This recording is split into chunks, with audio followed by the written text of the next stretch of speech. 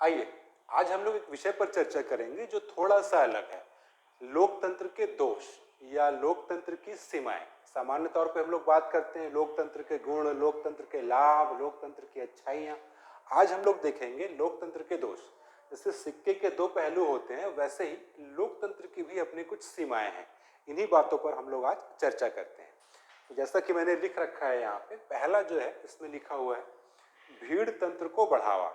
अब देखिए इसके पीछे क्या विचार है। जो पुराने कई विचारक रहे हैं राजनीति विज्ञान के, उन्होंने ये माना है कि जनता जो है ये कम जागरूक होती है और होशियार नहीं होती, या अगर कड़े शब्दों में कहूं तो उन्होंने कहा है जनता मूर्ख होती है, ये अपना हित और अहित नहीं समझ पाती, इसलिए जनता को मताधिकार देना गलत होगा। ये तो हो गई पुरानी बात।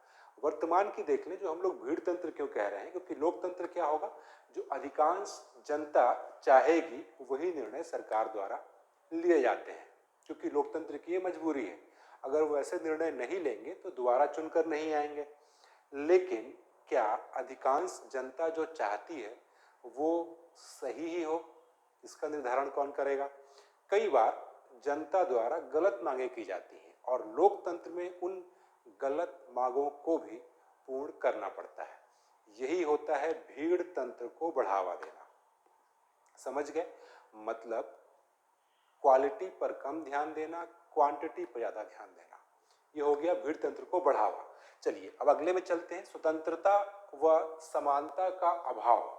अब देखिए, स्वतंत्रता व समानता का अभाव कहने का मतलब यह है कि अधिकांश लोकतांत्रिक व्यवस्थाओं में देखा गया है कि जातिवाद, क्षेत्रवाद, संप्रदायवाद, ये सब भाषावाद, इसके अलावा राजनैतिक, आर्थिक, सामाजिक असमानता, ये सब कुछ साथ साथ चलती रहती है जितनी भी लोकतांत्रिक व्यवस्थाएं हैं। तो जब ये सारी असमानताएं साथ साथ ही चल रही हैं तो स्वतंत्रता व समानता जो है इनका अस्तित्व तो क्या ही रह गया। तो ये अगली विसंगति है। इसके अलावा देखते हैं निर्णयन में देरी। निर्णय लेने में लोकतांत्रिक व्यवस्थाएं जो है वो ज्यादा समय लेती हैं। इसके पीछे कारण क्या है कि लोकतांत्रिक व्यवस्थाओं में जो निर्णय लिए जाते हैं ये सर्वसहमति से लिए जाते हैं। यानी कि अगर भारत की ही बात कर लें तो कोई भी महत्वपूर्ण निर्णय अगर लिया जाएगा तो जैसे प्रधानमंत्री अगर लेते हैं कोई निर्णय तो मंत्रिपरिषद से विचार विमर्श के बाद ही लेते हैं। अब मंत्रिपरिषद से जब विचार विमर्श करेंगे तो इसमें समय बहुत बर्बाद होता है। और मान लीजिए कभी कोई आपातकालीन स्थिति आ गई या संकट की स्थिति आ गई जिसमें तुरंत निर्णय लेना है, वहां पे लोकतांत्रिक सरकारें जो है वो निर्णय में देरी कर देती हैं और वो संकट की स्थिति जो है और गंभीर हो जाती है।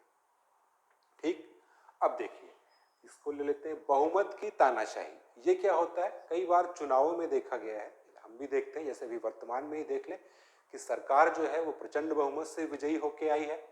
तो कई बार ऐसा कई देशों में, कई लोकतांत्रिक व्यवस्थाओं में ऐसा होता है कि सरकार जब प्रचंड बहुमत से जीत के आती है तो सरकार को कोई डर नहीं होता सरकार के गिर जाने का। उसको पता ही है जो कार्यकाल हमारा है वो तो हम पूरा करेंगे ही करेंगे।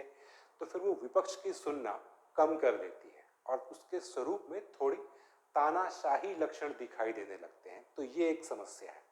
अगली चीज धन व समय की बर्बादी।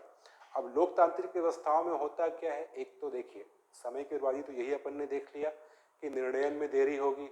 इसके अलावा चुनाव कराने हैं हर 5 वर्ष में, केंद्र के चुनाव अलग हो रहे हैं, राज्यों के चुनाव अलग हो रहे हैं। इसके अलावा बीच में भी कई बार गठबंधन की सरकार है, गिर गई, कोई और समस्या आ गई तो 5 वर्षों के बीच में ही कई बार चुनाव हो रहा है। तो चुनाव में, निर्णय प्रक्रियाओं में, नीति के निर्माण में समय और धन बहुत ज्यादा खर्च होता है। अगला और अंतिम ले लेते हैं अकुशलता को बढ़ावा। अब अकुशलता को बढ़ावा कैसे दिया जा रहा है लोकतांत्रिक व्यवस्थाओं में?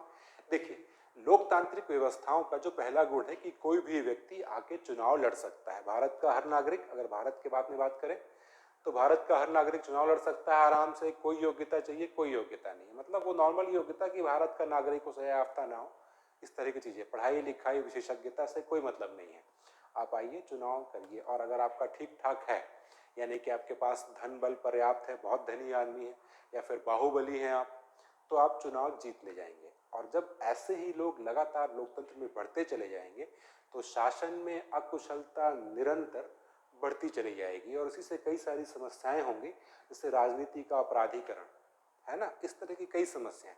तो दोस्तों, ये लोकतंत्र के कुछ दोष थे या कुछ सीमाएं जो आपने समझी।